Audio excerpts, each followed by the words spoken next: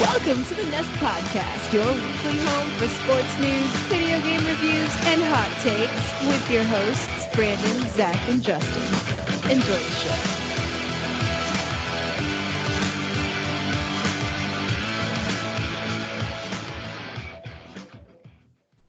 What is up, guys? Happy Monday. Welcome to another episode of the Nest Podcast. This is episode 82, the John Stallworth episode, presented by Sportszilla. I'm your host, Brandon, and joining me once again are my co-hosts, Zach and Justin. What's up, fellas? What's up? Yo. So, we've been covering it a lot on the Nest Podcast lately, and pretty much everywhere you look, you see people talking about it. The Houston Astros controversy. I was talking to somebody at work today, and we were talking about how baseball has kind of stolen the national conversation pretty much since the World Series. Even all throughout the Super Bowl, all throughout Christmas and the New Year, baseball was still being talked about here and there because of this scandal. What impact do you think it will have going forward on the popularity of the game? Do you think it'll be detrimental and people are going to be like, oh, that sport I don't want anything to do with? Or Justin, do you think it's something that could propel ratings? All these scandals and all that stuff are going to make people actually interested in watching again. I believe it's going to take some of the big baseball fans out of it. Kind of tired of the bullcrap type thing. But at the same time, I think it's going to bring some people in it because if you don't follow baseball, it's not like thrown out there in front of you like the other sports. Mm-hmm. You have to go out and find baseball. It's not going to be on primetime TV unless it's the World Series playoffs. They'll have like one game a week or something. It's not like football when hey, every Saturday and Sunday, it's going to be on TV all day long. So I think it's going to have an impact both ways, but it's going to be the long-time watchers that are getting fed up and the newcomers to see the shit show, I guess you would say. Yeah, I can get that. To an extent, I think you might be right. I think we are going to see, at least for the first part of the season, an uptick in ratings. People are going to be watching Houston Astro games specifically to see, oh, are they getting plunked? Are they getting hit more than everybody else? Like, what's going on? Are they having bench clearing brawls? But to your point, I think it might be bad long term because people are going to tune in and not see that all the time. And then they're going to be like, oh, yep, I don't care anymore. I'm never giving it a shot. Because they come in with the expectations, oh, I'm going to see all this craziness. I'm going to see hockey on grass. Yeah. Zach, what do you think? Do you think it's something that's going to impact the ratings positively or negatively that the scandal has been, oh, he just dropped out and back in? Okay, Zach's having some technical difficulties, so that explains why he's not been saying much. We'll give him a second to see if he can get his stuff figured out and get back in here. Justin, what's been going on with you, man? Man, same old. Trent had a fight Saturday. Got Golden Gloves coming up in 2 weeks, and we're getting ready for that now.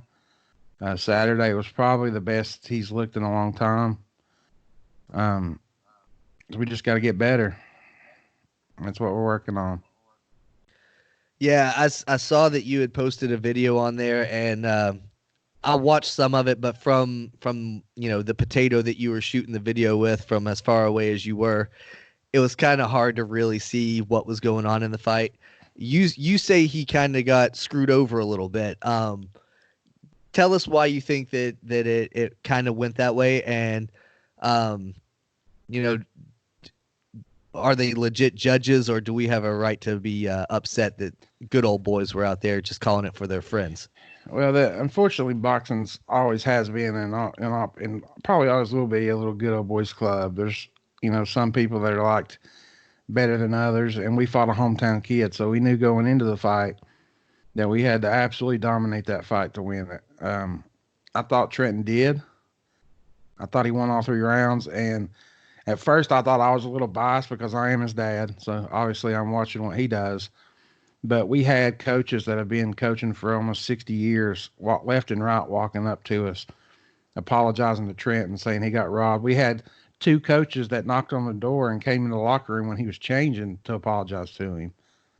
So, when all that happens, and especially people you don't even know, it started kind of making me think, well, maybe I'm not being biased. And I've been getting phone calls. I've been getting Facebook messages from random coaches like in Georgia, different places that we've just kind of seen but don't know them, who have all seen the fight and been like, yeah, he got robbed. I don't know what they were judging, blah, blah, blah. So it's okay. We'll fight that kid again. And outside of Chattanooga, we'll beat that kid to death. So it's all good. After the fight, that kid's nose was bleeding. His face was bright red. Trenton looked like he didn't even work out. He wasn't sweating or nothing. I mean, it was pretty obvious who won the fight. Yeah, I mean they do that shit in professional sports too. They give it to the guy who's more local or who's the favorite or whatever. So there's no surprise that they'll do that for amateur kids type stuff. Yeah, we had two boxers fight. Both of them fought a hometown kid. Both of them, everybody had winning. Both of them lost. Yeah, I wish there was like a way to make it like you have to meet on neutral ground or something. That'd be nice. But there's so many kids and there's so many fights, and no one's making any money off of the kids fighting, so there's no incentive to do it. But I mean, that's just the world of boxing, I guess. It's been like that for the dawn of boxing, really. And it don't matter. What got me is, and I told Trent, the amateur record, you could be, 20 and 50 or whatever. And once you turn pro, you're 0-0. None of that's known.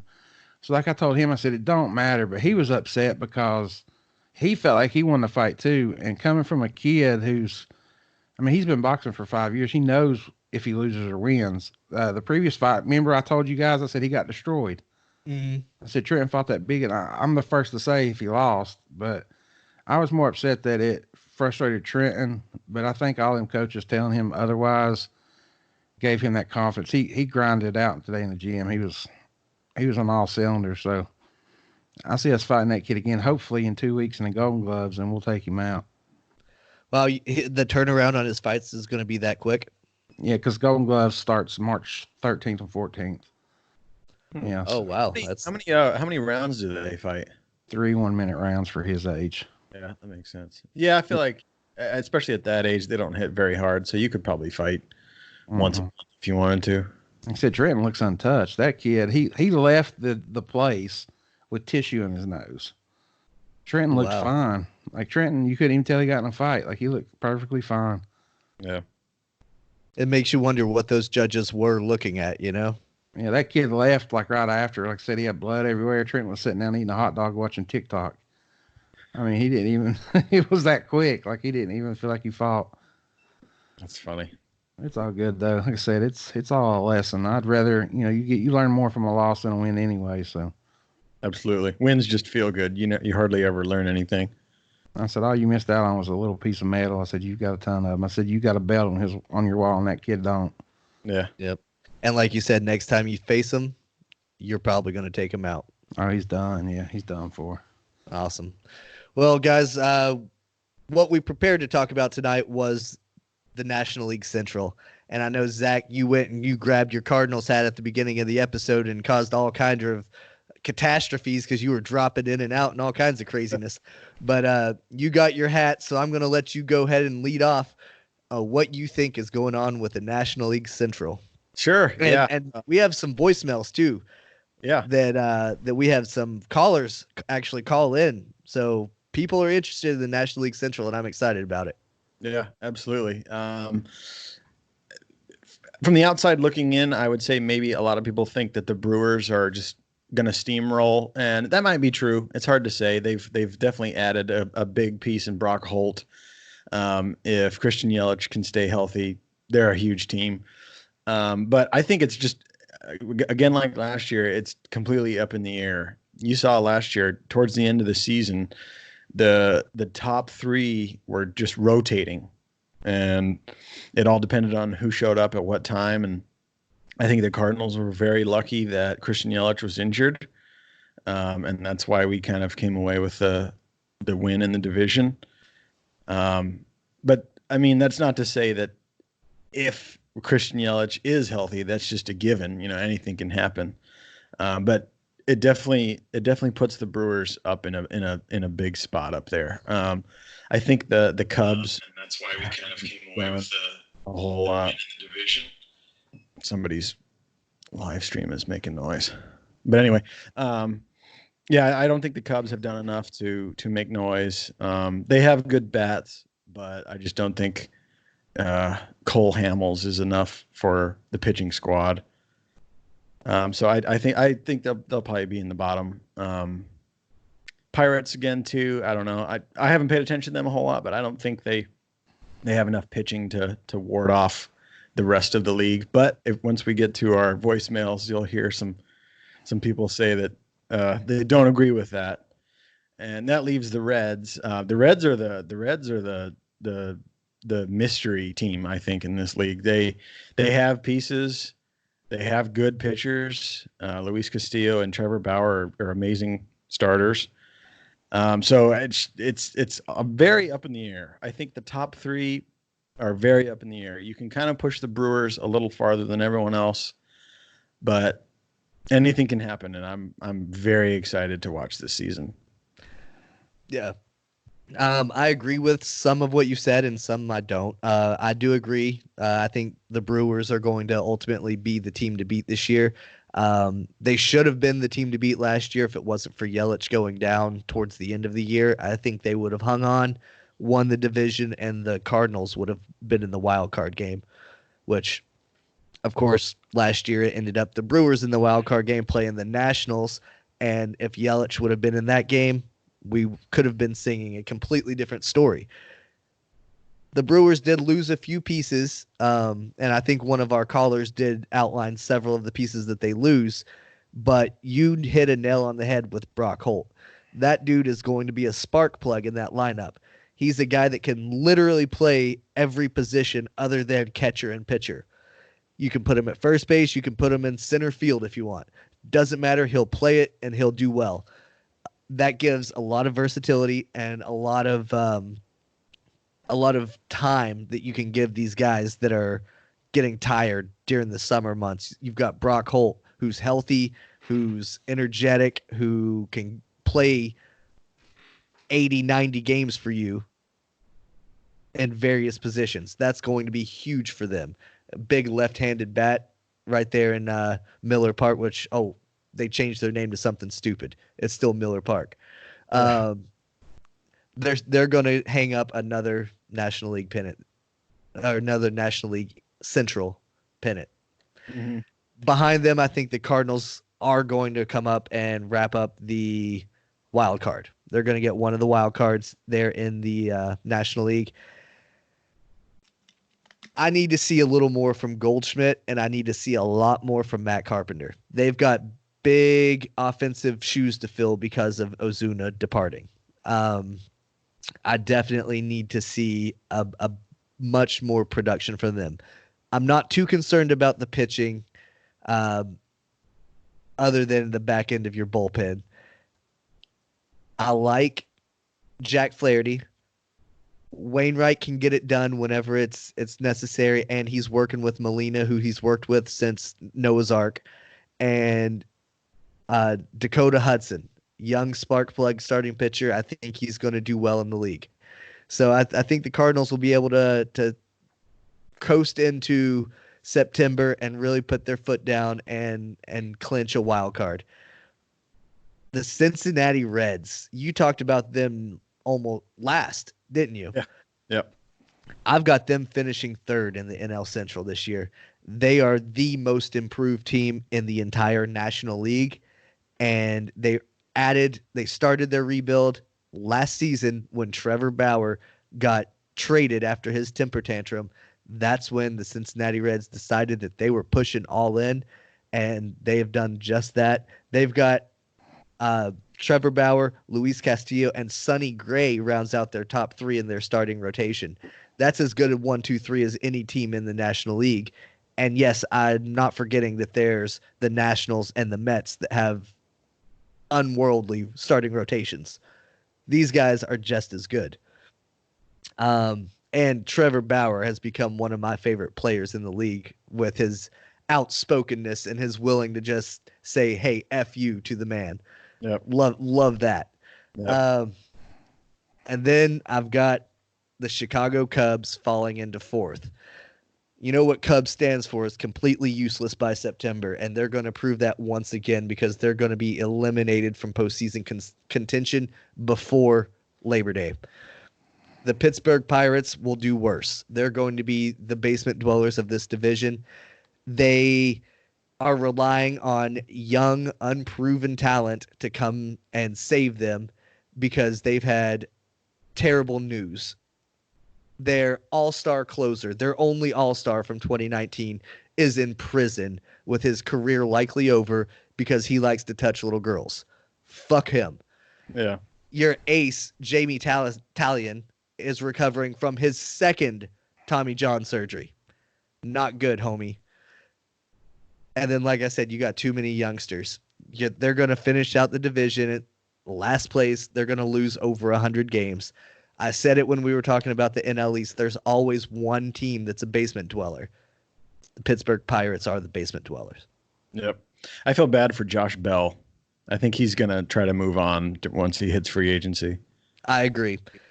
Josh Bell is one of those guys that he's put up good numbers. He's had an outstanding career, but he's just played for a team that's been lackluster the entire time. Yep. I think Pittsburgh is like one of those teams, kind of like the Marlins and the Rays. They don't put any money into trying to make the team better. They just do the same old shit year after year. I mean, when's the last time the Pirates made noise in the offseason? Yeah, they don't go spend. They don't go make any improvements. They don't try to make themselves better. You know, you could argue that the Chris Archer acquisition from Tampa Bay was a move, but what they did in that was they gave the Rays a certifiable ace to make them have a three-headed monster in Tampa Bay. So they shoot themselves in the foot. Brock Holt once played for the Pittsburgh Pirates. Yep. And the NL Central is a division that you don't have to spend a shit ton of money in. It's not the AL East where the Yankees are just spending $1 billion every year. I mean, Christian Yelich is still, I believe, under his first contract, and he still has to go through arbitration. I don't think Brock Holt made that much money. I think Brock signed for like $2.5 million or $3.5 million or something like that. It wasn't very much. Yeah, right. The Cubs, I'm sure, pay a few people a good chunk of change, but you don't have to go very far to be competitive in the NL Central. You're right. You can play 500 ball. The Cubs' problem is that they've got too many big contracts and they're not getting the productivity. The guys that are getting paid those big contracts are getting up there in age, and then the good guys that are coming in behind them are hitting those arbitration years and ready to get paid. They're not going to be able to hang on to Baez, Bryant. They've got a few more guys that are aging that are just eating up the funds, like John Lester. That dude's just making hand over fist money, and he's putting up decent numbers, you know? Mm-hmm. Yeah. I also think it's interesting that they went with David Ross as their rookie manager. I don't believe he'd ever done any sort of managerial other than obviously being a catcher, which is basically the on-field manager. But it's interesting to go from Joe Madden to your old catcher from a few years ago. Yeah, it definitely will make an interesting clubhouse dynamic. You know, guys like Lester who pitched to him for several years and all that. It will make it a little bit harder to be like, oh, well, you're the boss now, you know? Yeah. Because a lot of times pitchers like to feel like they're in control. Mm-hmm. I feel like he's probably going to be a player's manager. Like I think you're right. He's going to have their back. He's going to look out for them and stuff like that, which is great. But I don't know. We'll have to see what his decision making is like. Like, can he handle a bullpen? Can he decide who to put in at what position and all that stuff? So I feel like that would be difficult for a rookie manager to do. Yeah, but being that he's a catcher, he does know Yeah. and understand the bullpen arms better than probably Sure. anyone there. So Sure. Not only that, he can hire the people around him to help with that stuff until he gets, comfortable with that. But I agree with you guys. I think it's a 3-team race in this division. I have the Cards pulling it out. I have Milwaukee getting the wild card, and I have the Reds right behind them. But I see it being the last 2 weeks of the season deciding who gets that spot. Like you said, I don't think Pittsburgh or the Cubs can compete. Not right now. I think it's going to come down to those three, and I'm giving it to my boy Zach here. I'm going to let his Cards win the NL Central right now. Appreciate it, buddy. We can run it back in the division round. Yeah, I might be changing my tune then. now that would be exciting, if the Cards were able to make it into the playoffs. We all have the Brewers and the Cards making it in the playoffs, so that means two good teams are coming out of the NL Central in our estimation, and either one of them could make a deep run in October because they have what it takes to get hot. And that's what you need in October is to get those hot bats and have solid starting pitching. Yep. So that's our conclusion of the NL Central, but I want to talk a little bit about what's been going on with the Red Sox. The Red Sox are still under investigation. It didn't seem like the Astros investigation took this long. I think the Astros investigation was so big, like so much bigger than what the Red Sox did, that there had to be a conclusion. So I think the Red Sox are kind of got put on the back burner a little bit, if that makes sense.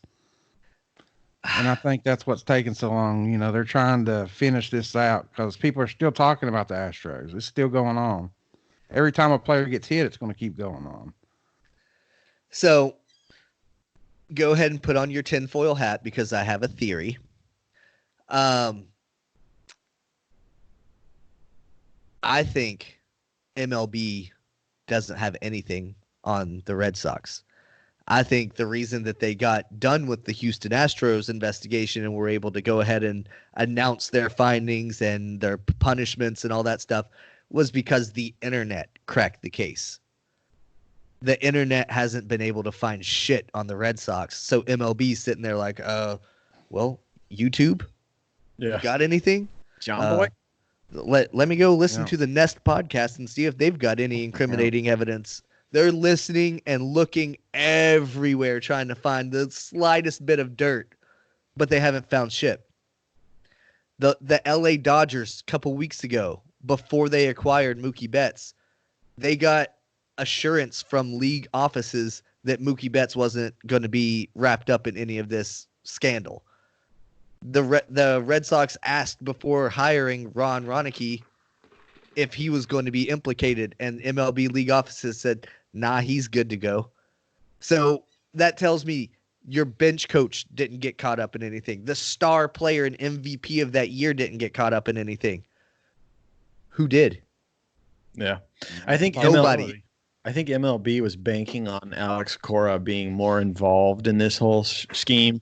And I think they were just waiting for the story to break of Alex Cora brings sign stealing to Red Sox. And that story never broke. So there is no story, like you said. Yep, there is no story at all. And it's ridiculous that, now the Red Sox and the MLB Players Association are putting pressure on Manfred to finish the investigation. Because he keeps saying like, oh, I'll have it done by the end of the week. And then the end of the week comes and he's like, oh, give me till the end of next week. He was supposed to have it done by the end of February. And now it is March 2nd and he still doesn't have it done. Like every time he sets a deadline, he misses it. So they're just digging and digging for no reason. It needs to happen before the season starts because if something does come down on somebody, they need to have time to get everything in order to start the season. So I agree. There has to be some kind of deadline that's set and has to be met because it's March. We're in March. We're right there around the corner from the season starting. Weeks till the season starts? They start in the 26th. It's opening day. Yeah, so just a few weeks, 2-3 weeks. He has to get it done so they can get ready for the season.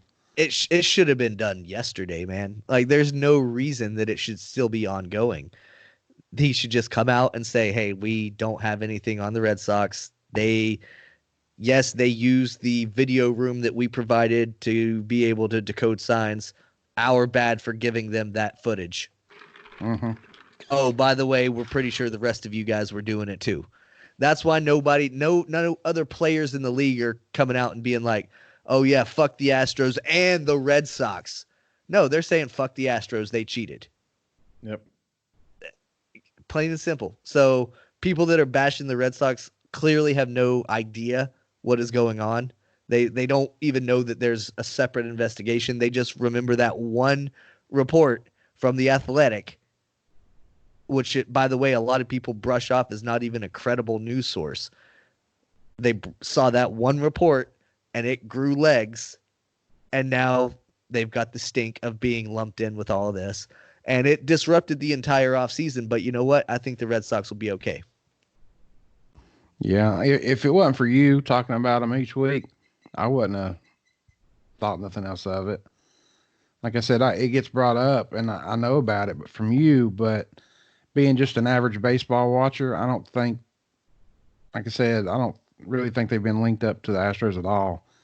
Like you said, everybody's about the Astros. Nobody throws Boston in there. I think we just know more about it because it's relevant to us. Yeah.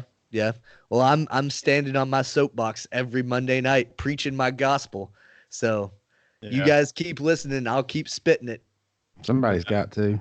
I think if Alex Cora was more involved than just being the bench coach in the whole scandal, he would have had a suspension come down by now.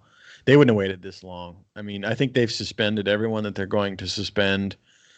What's done is done. They're ready to move on. They're ready to instate some new rules and whatever else they want to do and get people to focus on the game instead of this scandal. So just tie all the loose ends up. Let's get over this. And Rob Manfred can go down as the worst commissioner in my memory. I can tell you what's happening. They're trying to find a way to come out of this not looking like a complete idiot. Yeah. They're trying to find a way to spin it, to write it as if they're not all the way in the wrong. Like I said, he's already gotten such hatred on him that that's what's taking so long. He's trying to find the best way to bring this out to the public where he don't look like a complete idiot. Yep. So that's what's taking your time right there.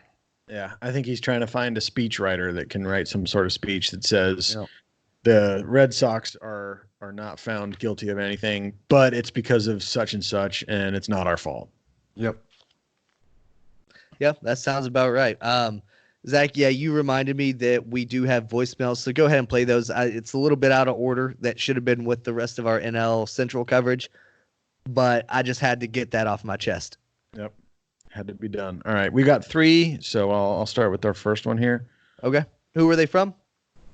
This first one is Mike. Next is Ryan.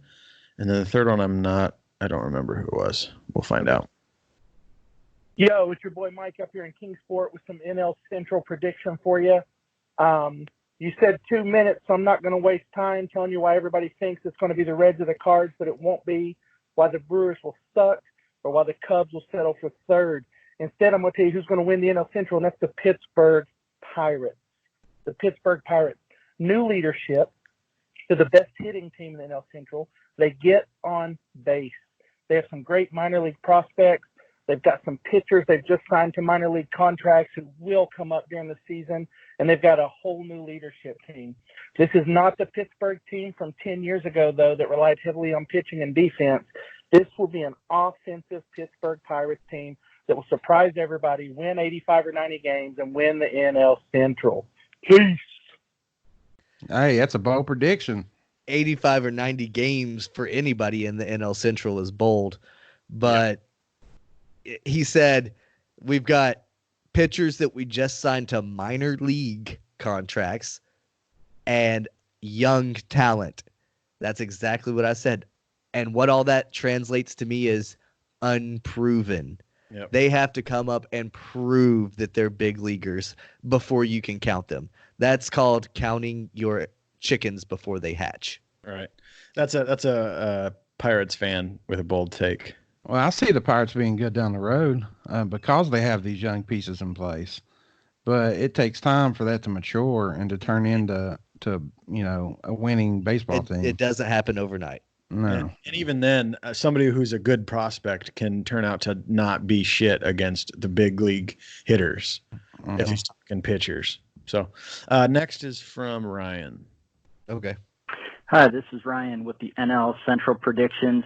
So the Cubs, who lost Hamels, Zobrist, and Russell, added Jeffress, Souza, and Tepera, have them going 83-79 on the season. The Reds lost Iglesias, Wood, and traded O'Grady away, adding Thornburg, Moustakas, and Miley, going 86-76 on the season. The Brewers losing Grandal, Moustakas, and Thames, adding Garcia, Narvaez, and Urias, And trading Holt. him from the Padres, going 84-78 on the season. Pirates lost Liriano, Cabrera, and Marte, adding Dyson, Heredia, and Miley, going 70-92 on the season. And the Cardinals losing Ozuna, Waka, and Gregerson, adding Hyen Kim, Sanchez, and Rodriguez, going 78-84 on the season. It's going to be another tight division run for the Central. I have the Reds winning the division and the Brewers overcoming the Cubs for the wild card. I actually have the Cardinals not making it this year because they've lost too much power. They lost one bat. So Yeah. I agree. He came with the stats, though. He came with the... He came with a true prediction of what he thought everyone was going to end up with, and that's pretty awesome. That's good to hear. I don't know, man. Having the Reds up there almost 90 wins, that seems a little bit too lofty for them. I don't think they quite reached those strides just yet. Give them another year or two of adding a couple more quality pieces. They still missing a lot. Right. Bullpen wise and hitting wise. Right. So, He mentioned that the Cubs traded Cole Hamels. I didn't know that. So that even further impacts their pitching. yeah, and he only had them dropping to third, I believe. So I don't see it. But anyway. So let's see. Just to recap, we've got us as going with the Brewers, Justin going with the Cardinals. We had Mike with the Pirates, Ryan with the Reds. Ryan with the Reds. Yep. So that goes to show how up in the air this division really is. Let's listen to our last voicemail and see what he says, or she. Hey guys, it's Jose calling in from Austin. I figured to give a little quick rundown on what I think might be the NL Central for this year. Starting with my Cubbies, I think we're middle of the road team at this point. I think there's a lot of issues in pitching. We'll definitely have a winning record and maybe a good shot at the wild card. But right now, I think Milwaukee's actually the front runner to take it all. St. Louis, as much as I hate them, we always trade off with them as far as wins and positions, whether it be first, second, or third. Pittsburgh, gutter. The Reds, gutter. Don't really expect too much from them. Really hoping for an overall good season. Definitely think the offense for the Cubs will be the strong point again, like it was last season, with pitching being the deciding factor. And it's going to be interesting to see what Ross can do as a skipper now. Some people are thinking that he's maybe too buddy and will probably go soft on the guys. Others think that maybe he could be Madden Jr. and kind of keep that positive vibe going in the clubhouse and, see where he can take them on his first run as manager. But either way, big fan of you guys. Always love supporting y'all. Peace. That was Jose, long-time listener. He's been around since the episode like single digit days. Yep. So he's been listening for a very long time. So he's not lying when he said he's a long-time supporter or whatever. And he's actually I was talking to him the other day. He's actually going to start his own podcast show pretty soon. Oh, that's awesome. Yeah, he wants to do like a movie review and like a pair it with a beer. He's really into craft beers and movies, and he wants to kind of combine both worlds into a podcast. I guess it's an excuse to get drunk and talk shit. So Nice. I'll tune into that for sure. absolutely, and he might be able to help us out with our movie reviews. Okay. I don't know. I agree that the Cubbies are going to be the middle of the road team, but I don't think the Reds are going to be the basement dwellers. I think they're going to impress a lot of people this year. But he's got it down to didn't he say the Cardinals were going to win it? No, He he said said the the Brewers. The Yeah. Brewers, okay, and then the Cardinals in second. Mm-hmm. Okay, so that's another nod for the Brewers to take it, but it's anybody's game. Yep. Absolutely. Yeah. Just like last year, the division is whoever can put it all together, whoever has a little bit of good pitching, good bats, and just everything all in one. And Yep. like you saw, if the Brewers lose their big piece, it's almost done for them. I mean, they made the wild card, but like you said, if Christian Yelich was in his position, the Nationals might not be the World Series champions right now. Yep. I agree. Let's clear the benches and get the rest of the MLB news out of the way. There have been some injuries plaguing several teams, most notably the Yankees. They've had superstars dropping like flies.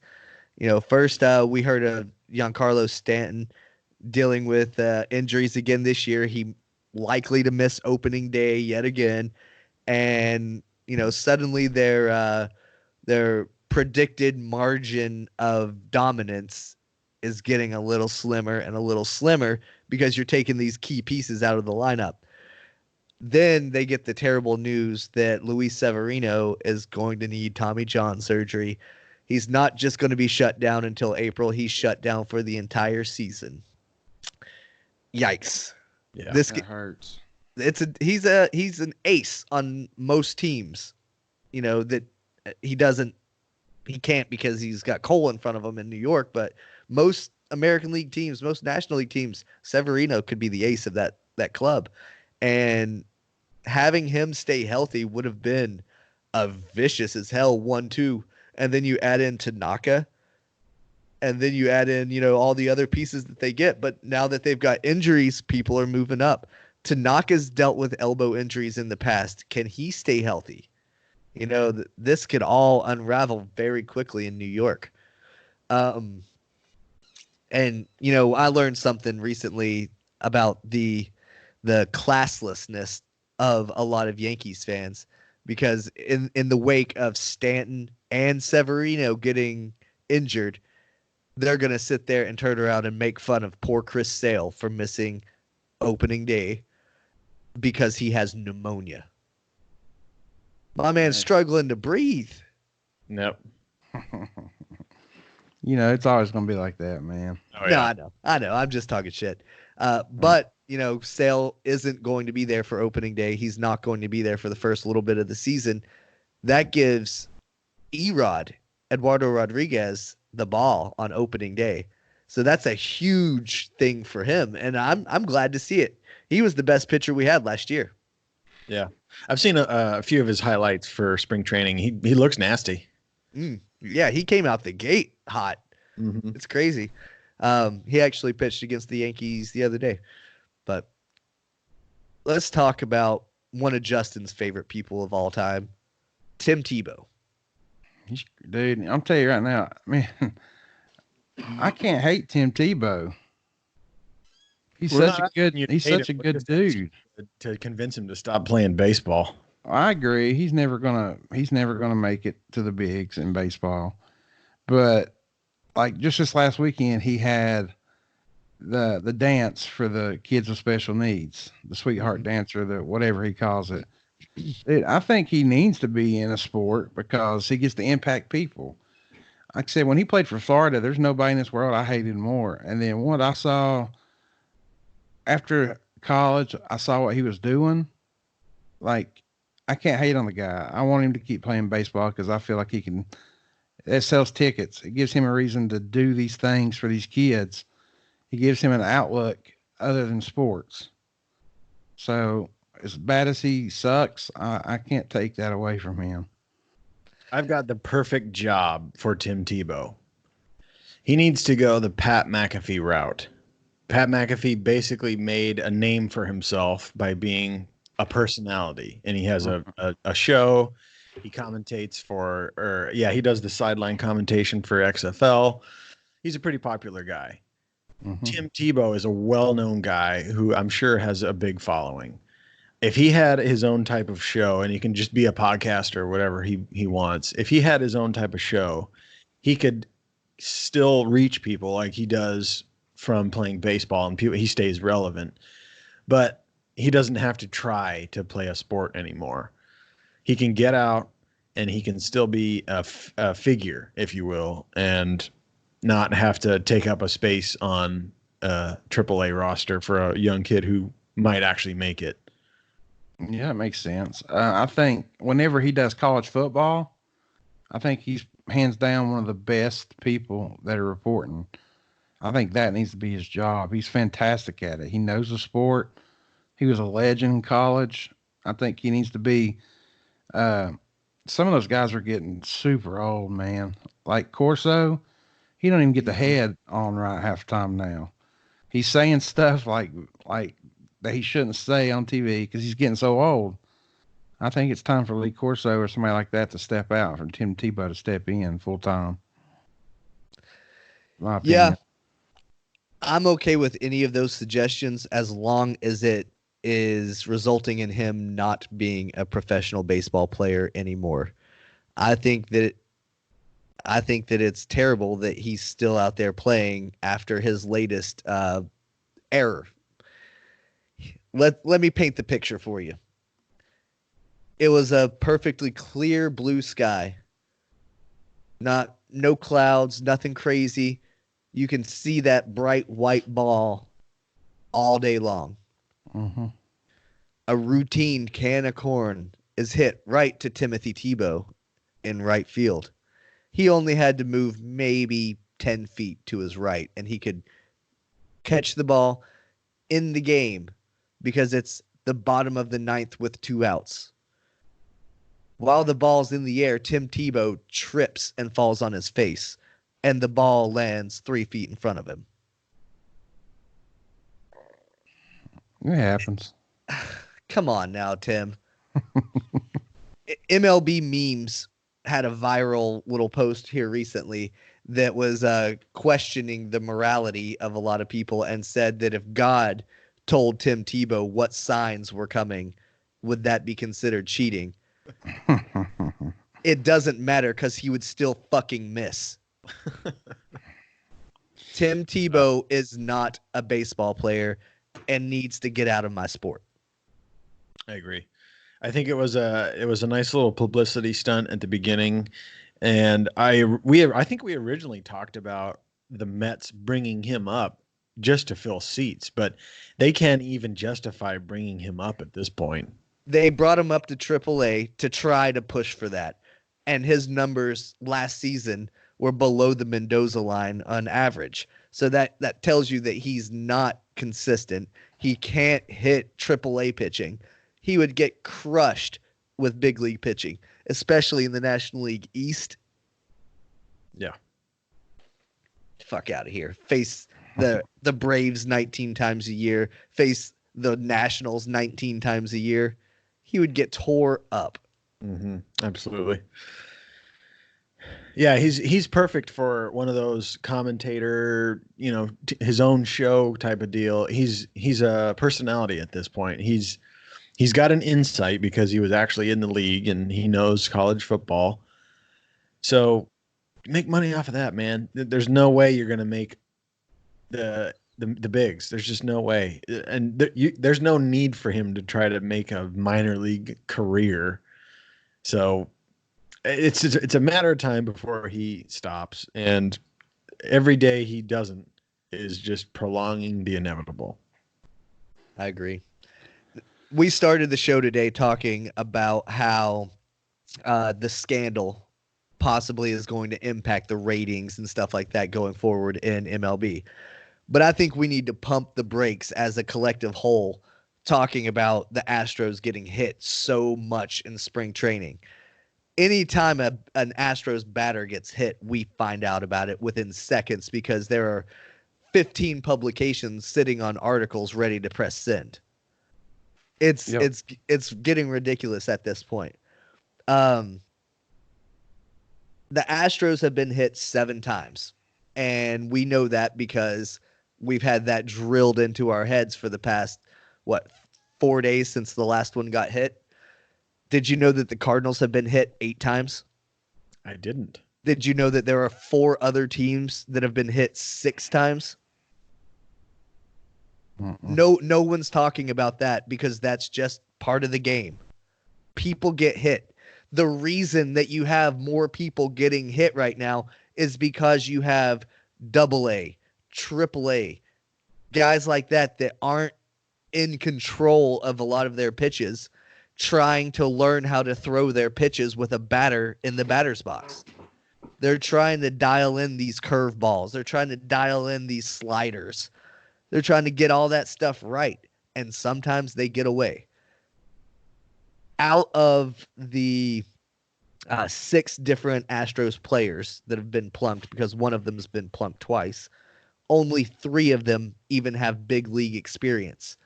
So if you're throwing at Astros players, why the hell are you throwing at 3 guys that have never even played on the Astros big league roster? It makes no sense. Stop fucking talking about it. Yep. We can start talking about it once a big name pitcher hits one of the players. Then it's a story, because then it's like, okay, well, he doesn't miss that pitch very often. And another thing that I want to pay attention to this whole season long, because this is going to be an interesting stat to take note of.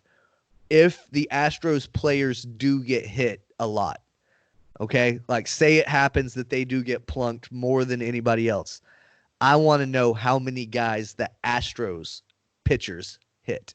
Because if their guys are getting hit, they're going to retaliate.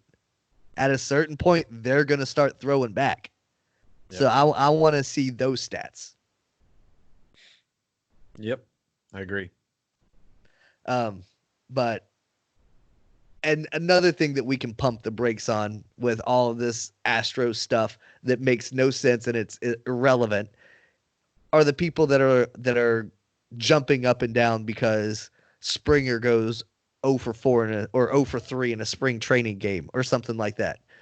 Okay, he had a bad game. It happens. We're not going to know the true effect of how they benefited from this cheating scandal until we have an entire season's worth of data.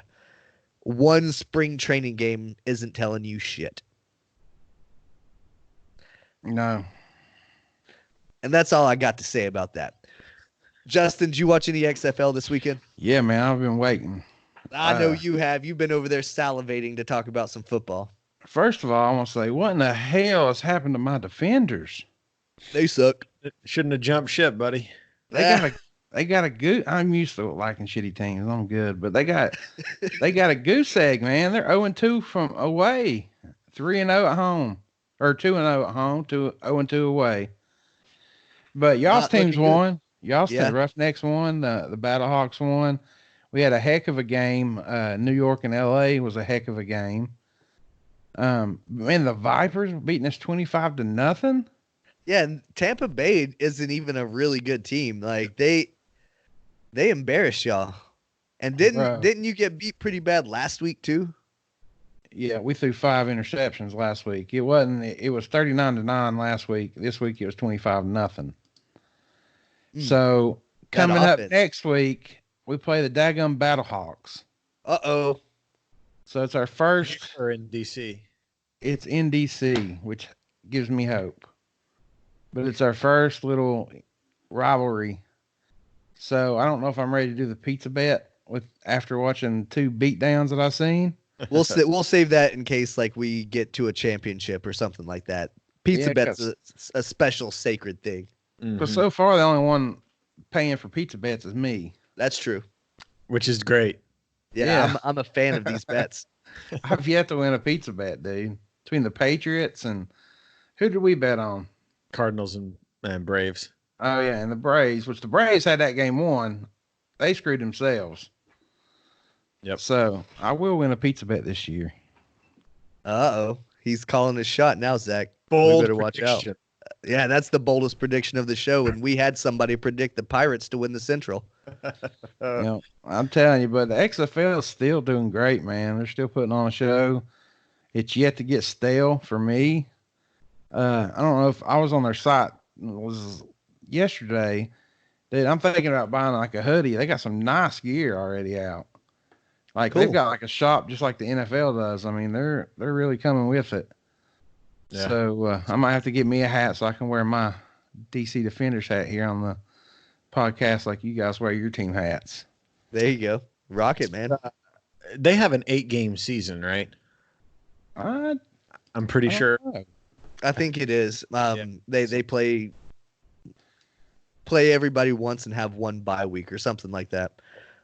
But while he's looking for that, I noticed that the Citadel is going to be using some of XFL rules in one of their spring games, testing it out at a different level now. I know I read that it was the kickoff rule, the double forward pass, and possibly the OT rule, the shootout style overtime rule. So they're playing with some of these rules at different levels. Makes me wonder how long it'll be before the NFL adopts this kickoff. Yeah. I mean, I think it's coming, man. Like I said, the NFL's kind of like the old boys club. You know what I mean? It's hard for them to accept that someone else has done something. Mm-hmm. So I think it'll take a little bit, but I see a change coming. But I did find out that the XFL has no bye weeks, and it's 10 weeks long. Oh, okay. Wow. Nice. So that some teams will play twice, I guess. Yeah. Is that regular season or does that count playoffs? That stops at regular season. I was looking on the website here. So I'm assuming there'll be a playoff after that. But the last game of the regular season is April 12th. Nice. So basically right whenever the draft and everything starts coming and people start getting into NFL starts getting into spring training and practices and all that. And have you guys kept up with any of the combine this last week? I've seen the guys on Twitter that's like, this big fat guy broke a record and this guy did something. He ran 5'11". He weighed like 290 pounds. Yeah. That's crazy, dude. But they said Juwan Jennings was the biggest bust of every player in the combine. Uh-oh. That's no good. Yeah, that hurts, man. Yeah, because, you and I have a special place in our heart for him, but, maybe we'll see him on an XFL roster next year. Well, that's what they're saying. He's such a bust. But Batuli, the linebacker, has done really good. Yeah. Daniel Batuli. But I've been watching. I haven't seen anybody like jump out like a Chris Johnson did or, nothing crazy. But there's some talent coming up in this draft. It's a lot closer than it normally is. Normally you've got, 5 or 6 players that are like for sure the top 5 picks, right? Mm-hmm. And then you go from there. This year is a little bit closer, a little bit more evenly throughout the draft. So it should be interesting to see how it goes. Yeah, I really haven't kept up with the combine too much, but I know you have, and you're going to be letting me know all the top draft picks as we get closer to the NFL draft and all that. We always have a little draft special here on the Nest podcast, so we'll definitely do it again this year. I can't wait. And Justin will deliver all of the important knowledge, and Zach and I will take note of it for our fantasy football teams. One of the funnier things from the week since we last talked has been all of the additional fallout from the Fury and Wilder fight. Obviously we talked about last week that Fury dominated Deontay Wilder. No ifs, ands, or buts about it. But this week we've heard excuse after excuse after excuse. They've gotten more and more comical. Have you ever heard a guy come up with this many excuses after losing a big fight like this? I can't remember. No. It's been insane. But I did see one yesterday that actually made sense. They were saying, is this some guy? I don't know who the guy was. He was saying instead of Fury putting his hands all the way in the mitts where the padding is, he put his hand down. And if you'll notice during the fight, he was slap punching. He wasn't really like punching, right? And the guy plays a clip back, and whenever he slap punched like that, the end of the glove like folded over, so you could tell there wasn't a hand in it. He did it 2 or 3 times, and the guy was saying that's why Wilder got cut up so bad, and he's never been cut up before. So that one, when he showed the clip, I was like, oh my God, like maybe maybe there's something to this, but I don't know, man. He's going to do whatever he can. He just wants to rematch. When they get that rematch set in stone, you'll quit hearing the excuses. Right. See, I don't know if I believe that video or not. I believe I'm familiar with the one you're talking about. Mhm. And to me, it's slow motion can make a lot of things look very distorted. Case in point, look at the picture of Deontay Wilder getting punched in the face, and his jaw looks like it's about 5 zip codes away. Yeah. Mhm. That was His face doesn't normally look like that, but it was a freeze frame from a slow motion grab. Who's to say that a wrist couldn't also look like that in a slow motion video or something, you know? So I wouldn't put all of my faith in that. And if I'm not mistaken, the one that I saw, that was actually the first fight and not the second one. So that would be irrelevant anyway, because we're talking about the second fight that he got knocked out. The one I saw was this most recent one. Okay. Yeah. So, And it could have been something. See, maybe that's just how he punches. I don't know. I mean, he is kind of a slap fighter. You know what I mean? He sticks that jab out and kind of slaps at you, but he's so quick to be so big that he can get away with that. well, and that's what I'm saying. Like, he's so quick that whenever he does that slap motion in slow motion, it might make it look like it's just a floppy glove instead of him slapping. I see what you're saying. Either way, he got knocked out. Yeah, I just explain. wish he'd quit. Who's that? Fury? Wilder, I wish he'd just quit all the excuses.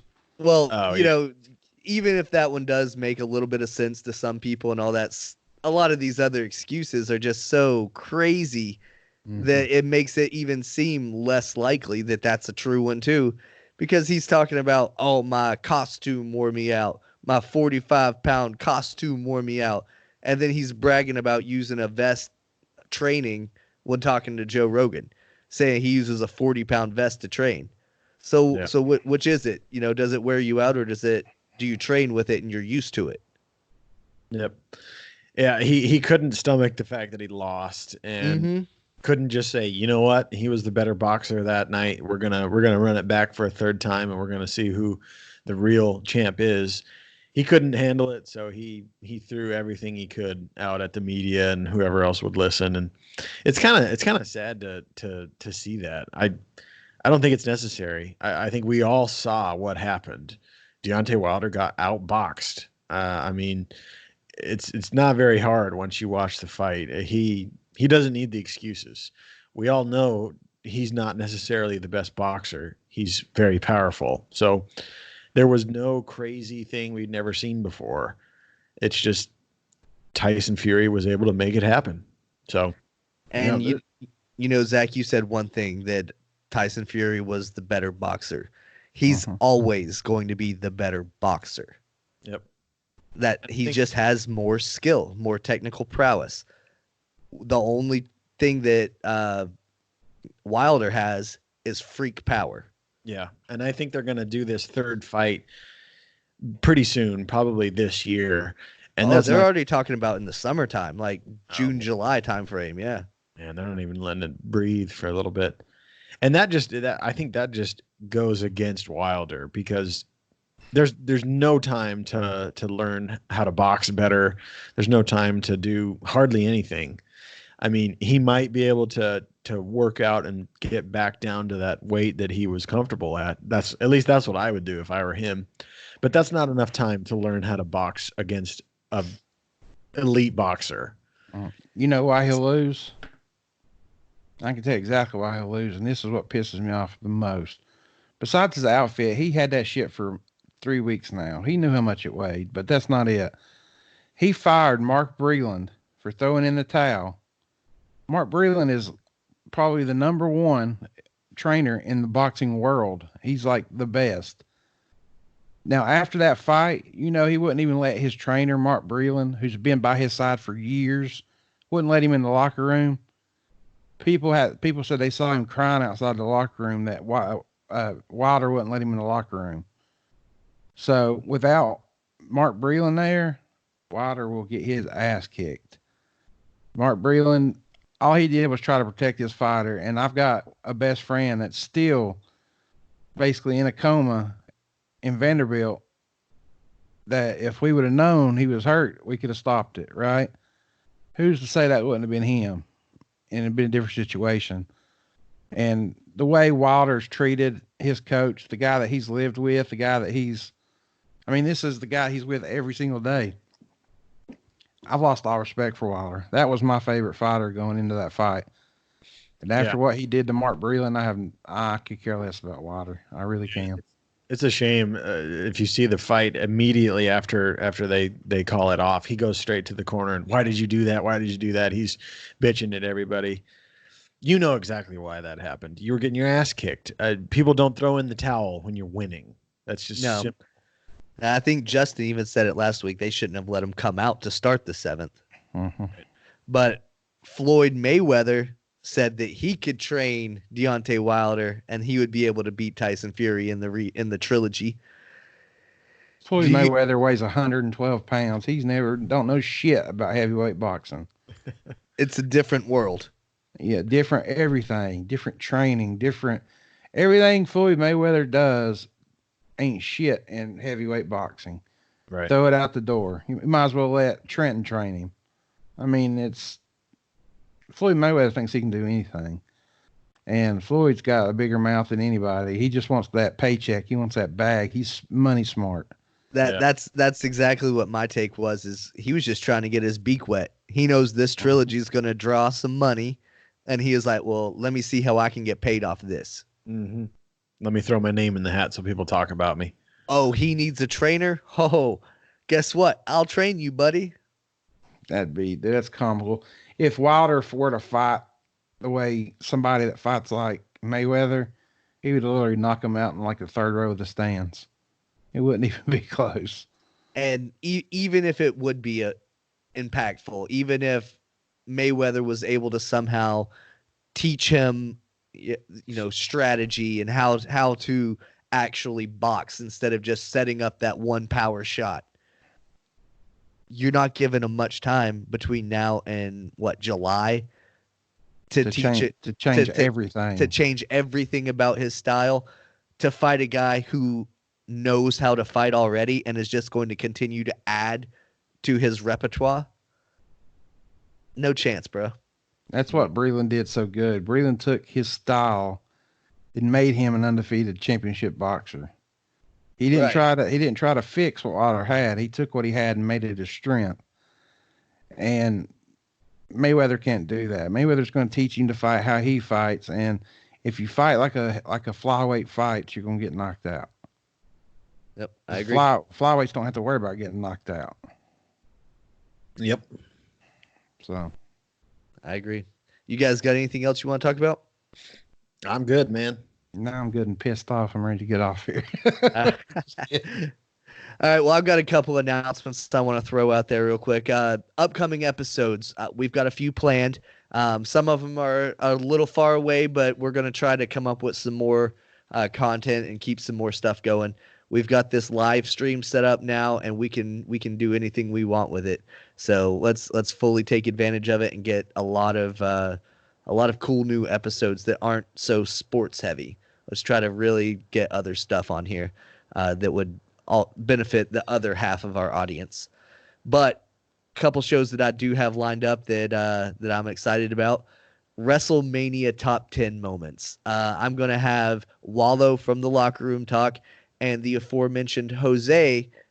We're going to start this little top 10 list, and we're going to try to get as much fan participation as possible so that we can try to get an honest to goodness top 10 list and present it. And then we're also going to do the Nest podcast, May the 4th Be With You Star Wars tournament. So that'll be a lot of fun. We're looking forward to that. We've already started polling the Nest crowd. So if you haven't done that, we'll try to pin that on our Facebook or something like that so that you guys can go and vote for your favorite Star Wars movies. And then we had pretty good success with the voicemails today. I sent out the message earlier today and had 3 people respond. So I want to introduce a new segment called 2-Minute Takes, where anybody out there can call in and just rant, rave, ramble for 2 minutes. And then we'll stick them at the tail end of our podcast, kind of like a closing credits or whatever, We won't really react to them or respond to them. We'll just give you your 2 minutes to get whatever shit off of your chest. Because we all have that sometimes. Maybe your team, really, really screwed something up for you and you're not happy with them. Call us, let us know about it. Our number's 904-878-5985. So yeah, I'll make sure that I put that on all of the stuff that I throw out there, all the captions and all that stuff, so that you guys can have that. But yeah, call, try to keep it under 2 minutes, but rant, rave, say whatever you want, do whatever you want. If it's offensive, we're obviously not going to play it, but if it's funny, we're most likely going to play it. So last thing that I got is next week we have the American League East, and I have a lot to say on that topic, as you might imagine. So yeah, check us back here on Facebook Live next Monday night at 7:00 p.m. Eastern Standard Time. We will be here. I know there's some kind of time change between now and then and all that stuff, so I hope you find us at the right place at the right time. We'll see you there. Peace. Thanks